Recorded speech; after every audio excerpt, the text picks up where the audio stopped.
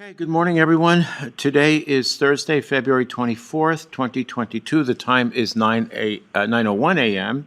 This is our weekly community development meeting, officially calling the meeting to order. Attending Commissioners Duncan, Brooks, and Filios. And Rand, why don't you lead us in the pledge, sir? I pledge allegiance to the flag of the United States of America and to the republic for which it stands, one nation, under God, indivisible, with liberty and justice for all. Pat, did you just check in? Yes. Okay. Yes, it did. Okay. Any changes to the agenda? Yes, sir. We need to remove the first item of signing from the agenda because Pat has not had a chance to review it. Okay. Which first item? The Signings. appeal. Oh, the signing, the first signing. Okay, I'm sorry. Okay. All right, then we can do that. Needs to mute their phone. Thank you. All right. Any potential conflicts of interest? Nope. Hearing none. Okay. So we're eliminating the signing as we just discussed. Moving on to deliberations. This would be an action item among the three board members. And this is case number MSF 21-0008. It's the Club at Rock Creek, 3rd edition. Final subdivision approval to complete the club at this aforementioned addition, a major subdivision consisting of 26 residential lots, 2 non-residential, 1 private road tract, 9 utility tracts, and 1 open space tract within the Club at Rock Creek PUD.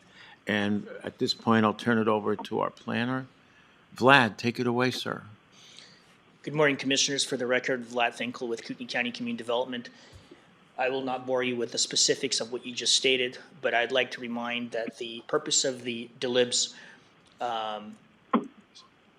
this morning with respect to the final plat approval is to assess whether or not the applicant has met all of the conditions of approval that were implemented during the preliminary approval of this request.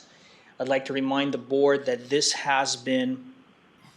project, the Black Rock or the Club at Rock Creek PUD, has evolved over the course of last 17 years. I believe it was originally approved in 2005, and there have been a number of amendments, and the most recent one was done in 2016 where the PUD amendment was approved along with a preliminary approval of the redesigned development of the PUD through MSP 16-0004.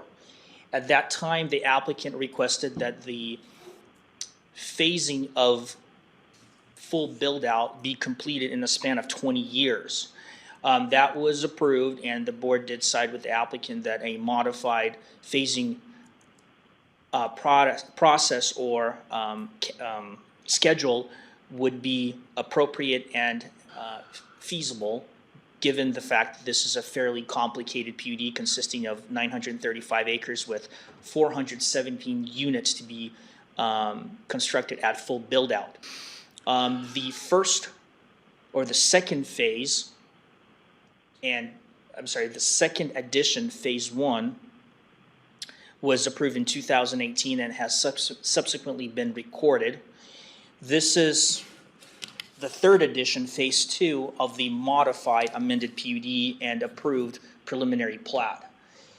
The subject property is located on the west side of Coeur d'Alene Lake within the geographical boundaries of the Black Rock / the Club at Rock Creek PUD development.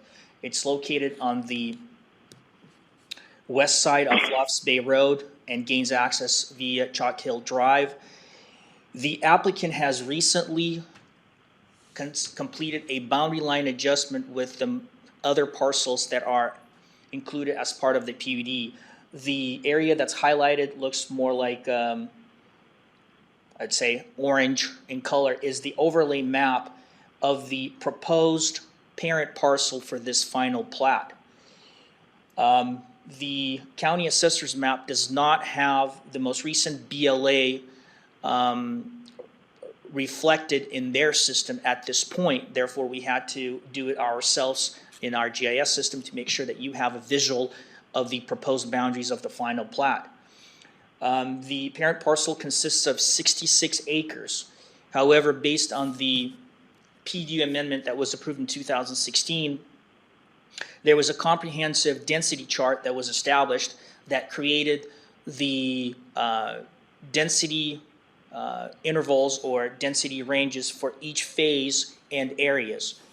In this case, the applicant was approved to have a maximum of 14 acres set aside for residential use. Given the breakdown of this facility or of this proposal, the golf club facility and the golf course take a majority of the area on the south end of the parent parcel, and roughly 13.5 acres are set aside for 26 residential lots. There are two non-residential lots on the west side of the parent parcel. One is for the what is currently under construction, the main golf course clubhouse, and then I believe the second lot will be utilized for like a fitness center. They are non-residential lots. They do not count against the overall density for residential use. At this point, with the approval of this plat, the applicant will have utilized 101 residential units from the beginning of the PUD when it was approved back in 2005. They're still within their range, and they can move forward with the next phase as soon as this one is complete. So just to reiterate today's delibs, we are here to confirm whether the applicant has completed all of the conditions of approval and were able to either construct or bond for the infrastructure improvements associated with the request. To staff's best knowledge, and there have been numerous planners that have worked on it, I myself and Ben Tarbutton have worked diligently to make sure that we could bring ourselves up to speed on the history and make sure that we, crossed our T's and dotted our I's to know that there's nothing that's missing. But we confirmed that at this point, the applicant is in good standing with all of the agencies with jurisdiction. There is a bond with the county for the interior private roads that are currently under construction. The bond, I believe, is over $430,000, which is 150% of the estimated improvements that are currently not in place. We have that estimate as well in our records. The applicant intends to complete the remaining improvements at the entrance to this phase, which is on the east side next to Lofts Bay Road, within the next couple months, and then we would be able to release the bond and take a warranty bond. The water and sewer improvements will be serviced by the BlackRock Utilities, BRU. I have spoken personally with the manager of that utility agency. They advised me that all of the water main and sewer distribution lines are in place. And the sewer distribution lines, I'll be a little bit more specific in that regard, is each lot will have its own designated septic tank where the solids will be stored, and then all the liquids will be conveyed via distribution line to a community wastewater treatment facility. With regard to the overall CCNRs associated with the PUD, the applicant does have the most recent set of CCNRs, which I believe is the Fifth Amendment, that has been recorded. It will be cross-referenced on this plat as well.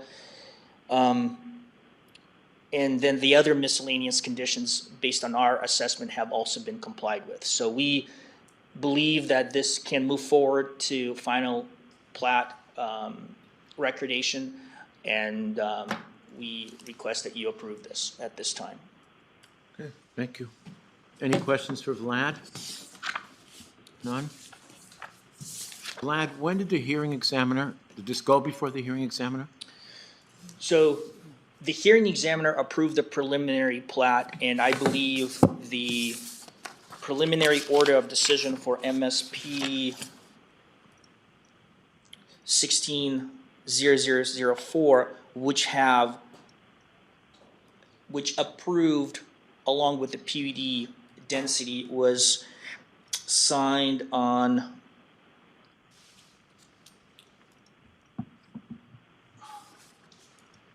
it was done in August 10th, 2017. Oh, So the okay, board that's right. approved the PUD and the preliminary plat on August 10th, 2017.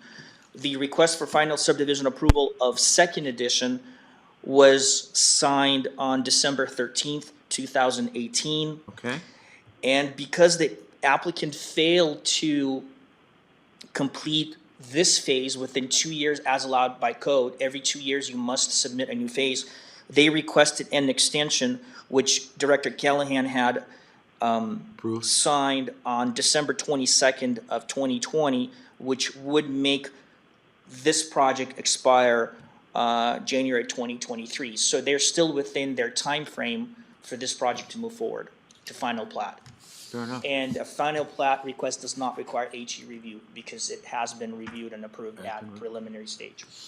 Thank you.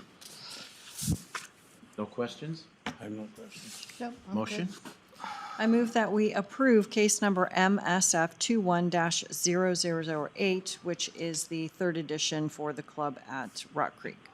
I second the motion. Bill Brooks. Aye. Commissioner Duncan. Aye. Chairman Philios. Aye, motion is carried. Case number MSF 21-0008 is hereby approved. Thank you, Vlad. Okay. So at that point, we can move on. Thank you, Rand. So we'll be moving on to the business segment, and there's only one item on the business segment of our meeting this morning, and it does call for an executive session, and it is pursuant to Idaho Code 74-2061C, and it's to consider an MOU, which is a memorandum of understanding regarding a potential purchase of real property. Motion, please. I move that we enter an executive session pursuant to Idaho Code 74206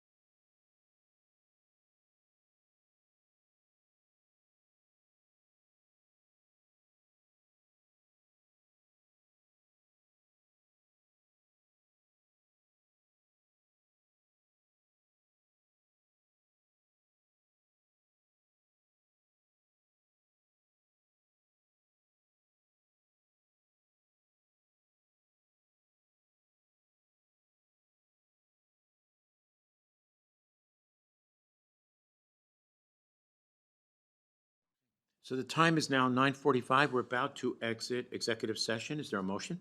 I move that we exit executive session with staff to proceed as discussed. I second the motion. Bill Brooks. Aye. Commissioner Duncan. Aye. Chairman Philios. Aye. Exiting executive session. Time is now 9:46. Meeting adjourned. Thank you.